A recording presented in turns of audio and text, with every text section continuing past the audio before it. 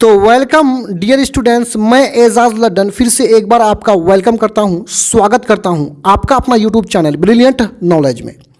तो यहां मेरे सामने प्रश्न है कि राज्य स्तरीय संस्थागत वित्तीय स्रोत के कार्यों का वर्णन करें।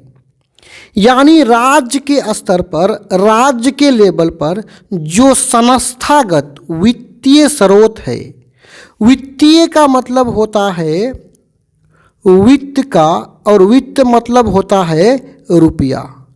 तो वित्तीय स्रोत मतलब वित्त का स्रोत, रुपया का स्रोत, यानी स्रोत का मतलब जहाँ से हम वित्त को प्राप्त करेंगे, रुपये को प्राप्त करेंगे, उसी को हम लोग वित्तीय स्रोत बोलेंगे। तो हम लोग राज्य स्तरीय संस्थागत जो वित्तीय स्रोत, यानी जहाँ से हम लोग लोन प्राप्त करते हैं, ऋण प्राप्त करते हैं, उसी को हम लोग क्या वित्तीय स्रोत बोलेंगे। यानी डायरेक्टली हम लोग बैंक जितने भी है वो क्या वित्तीय स्रोत है, उसी से हम लोग लोन प्राप्त करते हैं। इन शॉर्ट समझिए, राष्ट्रीय स्तर पर जितनी भी वित्तीय संस्थान है जहाँ से हम लोग ऋण प्राप्त करते हैं, उन्हीं के कार्यों के बारे में बताना है। तो आइए इसको उत्तर में देख लेते हैं। उत्तर, राज्य स्तरीय संस्थागत वित्तीय स्रोत एवं उनके कार्य निम्नलिखित हैं। मतलब ये जो वित्तीय स्रोत है, इनके जो कार्य है वो निम्नलिखित है, मतलब नीचे है। एक नंबर में क्या है, देखिए सहकारी बैंक, ये भी राज्य स्तरीय वित्तीय स्रोत है। मतलब हम लोग सहकारी बैंक से भी वित्त प्राप्त करते हैं, तो इसे वित्तीय स्रोत बोलेंगे। और इसके कार्यों को देखते हैं। देखिए, इसके माध्यम से, मतलब सहकारी बैंक के माध्यम से, सहकारी बैंक के द्वारा किसानों को अल्पकालीन, अल्प का मतलब होता है थोड़ा, और कालीन का मतलब होता है काल का, और काल मतलब होता है समय या अवधि। तो अल्पकालीन मतलब थोड़े से अवधि के लिए, थोड़े से समय के लिए। अल्पकालीन से थोड़ा अधिक होगा तो उसको बोलेंगे मध्यकालीन। मध्यकालीन में मतलब ये पीरियड होता है 5 से 10 साल, और अल्पकालीन में आपको 5 से कम ही साल के लिए दिया जाएगा, 1 साल 2 साल 3 साल के लिए दिया जाएगा। वही दीर्घकालीन में होता है 15 से 20 साल। तो दीर्घकालीन ऋण मतलब लोन, उधार की सुविधा उपलब्ध कराई जाती है। यानी सहकारी बैंक में तीनों प्रकार का ऋण आपको उपलब्ध है, अल्पकालीन भी, मध्यकालीन भी और दीर्घकालीन भी। अब दूसरा जो है वित्तीय स्रोत, आइए उनके कार्यों को भी देख लेते हैं। यहाँ पे दूसरा है प्राथमिक सहकारी समितियां।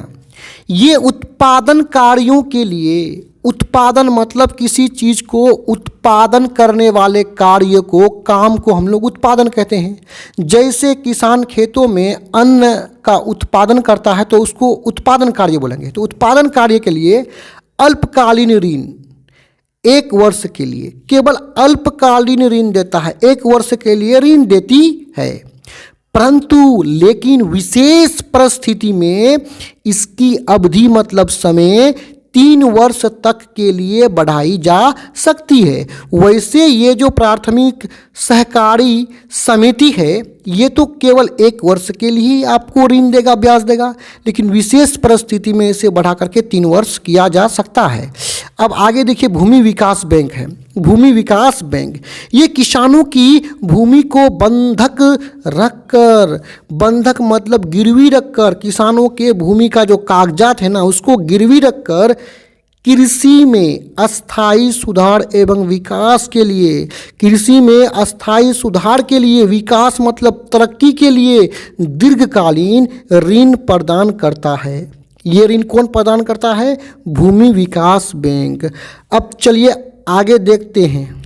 यहाँ पे व्यावसायिक बैंक, यानी हमारे आसपास जितने भी बैंक हैं, जैसे कि SBI, Punjab national bank, UCO bank, ये सारा व्यावसायिक बैंक है, ये भी ऋण देती है। तो ऐसे बैंकों के द्वारा भी किसानों को ऋण प्रदान किया जाता है, लोन प्रदान किया जाता है।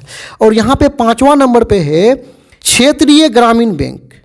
ऐसे बैंक सीमांत एवं छोटे किसान, सीमांत का मतलब छोटे किसान, छोटे किसान जो किसानों के पास भूमि काफ़ी कम हो, उसी को हम लोग सीमांत और छोटे किसान बोलेंगे।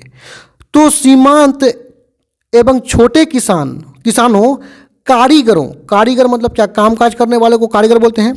तो कारीगरों एवं अन्य कमजोर वर्ग के जरूरतों को पूरा करने के उद्देश्य से ऋण प्रदान करता है। तो ये किसको ऋण प्रदान करता है?